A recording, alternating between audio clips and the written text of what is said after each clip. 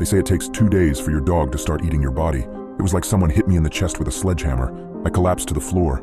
I must have hit my head on something because by the time I regained consciousness, my forehead was sticky with blood. My whole body felt sore. I could breathe, but only just barely.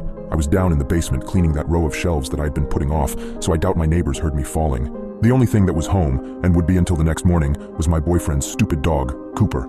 Jason picked him up from the pound even though nobody else wanted him. The scrappy little thing with wiry gray fur mottled with brown patches was no purebred, that was for sure. I wasn't a dog person, but Cooper was quiet, didn't pee in the house, and Jason took care of him most of the time.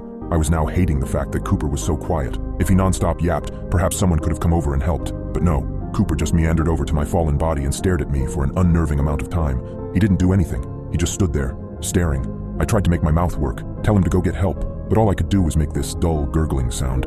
My tongue felt thick and unusable, and all Cooper did was stand there and stare. He finally approached me, sniffing my head and whimpering ever so quietly. His warm tongue lapped against my bleeding head, which stung at first, but it did feel better after a few licks. After he'd cleaned up the blood, he backed up, nuzzled at my neck, and whined again.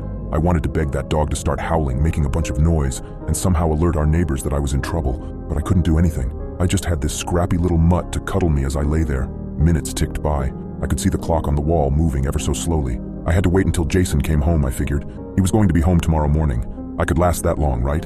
I didn't feel like I was getting worse. I just had to wait it out. I could do this. I could live long enough for this. What I didn't count on was Cooper's lunchtime. Cooper got fed 3 times a day. Jason spoiled the mutt. He got that fresh food stuff from the pet store that cost almost as much as our groceries, but Cooper loved it. But when noon came, and I was being a terrible owner and not getting up to feed Cooper, he got impatient.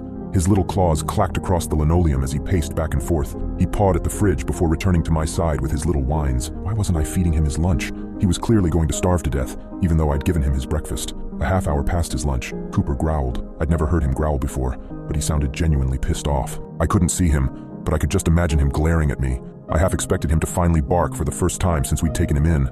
Instead of barking, though, he bit me. His teeth sunk into my calf, hard. It was agonizing, only made worse by the fact I couldn't scream. Cooper didn't let go either. He just pulled, actually dragging me a few inches before my skin finally gave and he tore away a healthy chunk of skin and